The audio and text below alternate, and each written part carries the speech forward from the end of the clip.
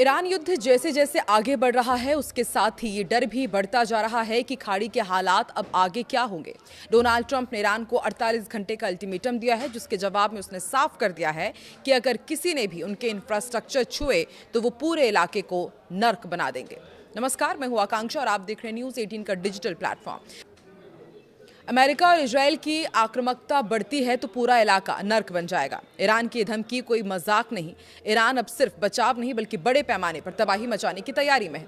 Trump के बयानों पर ईरान के IRGC के मुख्य कमांड खातम अल अनबिया ने सेंट्रल हेडक्वार्टर के फील्ड कमांडरों के तरफ से सख्त चेतावनी जारी की गई है। उनका कहना है कि अगर अमेरिका और इजराइल ने कोई भी एग्रेसिव कदम उठाया तो ईरान बिना किसी सीमा के पूरे इलाके में तबाही मचा देगा। खातम अल अनबिया मुख्यालय के commander major general Ali Abdullahi ने साफ कर दिया है कि अगर अमेरिका और जियोनिस्ट दुश्मन कोई भी आक्रामकता करते हैं तो वो बिना किसी सीमा के अमेरिकी आतंकवादी सेना की ओर से इस्तेमाल की जाने वाली सारी इंफ्रास्ट्रक्चर, इजराइल की सारी इंफ्रास्ट्रक्चर पर लगातार और विनाशकारी हमले करेंगे। आगे ईरान ने यह भी कहा कि यदि जंग बढ़ाई जाती है तो तुम पर नर्क के द्वार खुल जाएंगे। ईरान की इस धमकी के बाद हालात ये हैं कि कयास लगाए जा रहे हैं कि ईरान का अगला नया कदम क्या होगा। ईरान का दावा है कि इस्लामिक रिपब्लिक को हराने का भ्रम अब दलदल बन चुका है जिसमें तुम फंस चुके हो।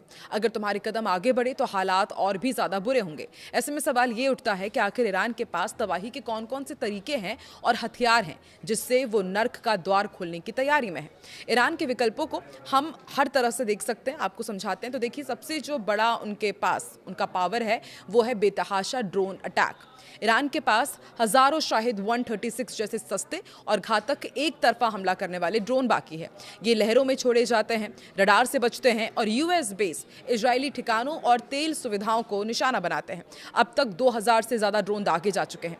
बैलिस्टिक और क्रूज मिसाइलें भी हैं। ईरान की ओर से 600 से ज्यादा बैलिस्टिक मिसाइल और क्रूज मिसाइलें दागी जा चुकी है। इनमें सॉलिड फ्यूल वाली मिसाइलें शामिल हैं जो 2000 किलोमीटर तक मार सकती हैं। खासतौर पर हॉर्मुज जलडबरू मध्य को बंद करने वाली एंटीशिप मिसाइलें और कोस्टल डिफेंस क्रूज मिसाइलें बरकरार है।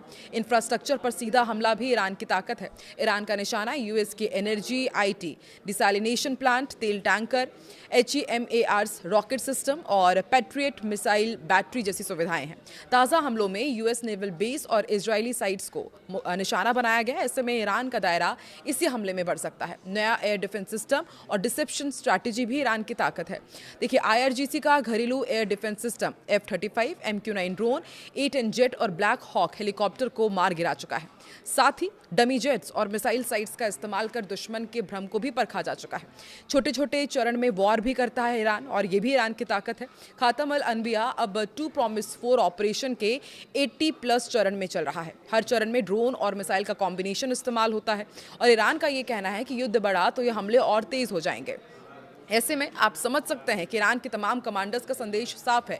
हम पहले ही साबित कर चुके हैं कि अमेरिका और इजराइल को भारी नुकसान पहुंचा सकते हैं और अगर ये जंग बढ़ता है, वॉर और इंटेंस होता है तो तेल की सप्लाई, US बेस, इजरायली शहर और खाड़ी देशों के इंफ्रास्ट्रक्चर पूरी तरह तबाह हो सकते हैं।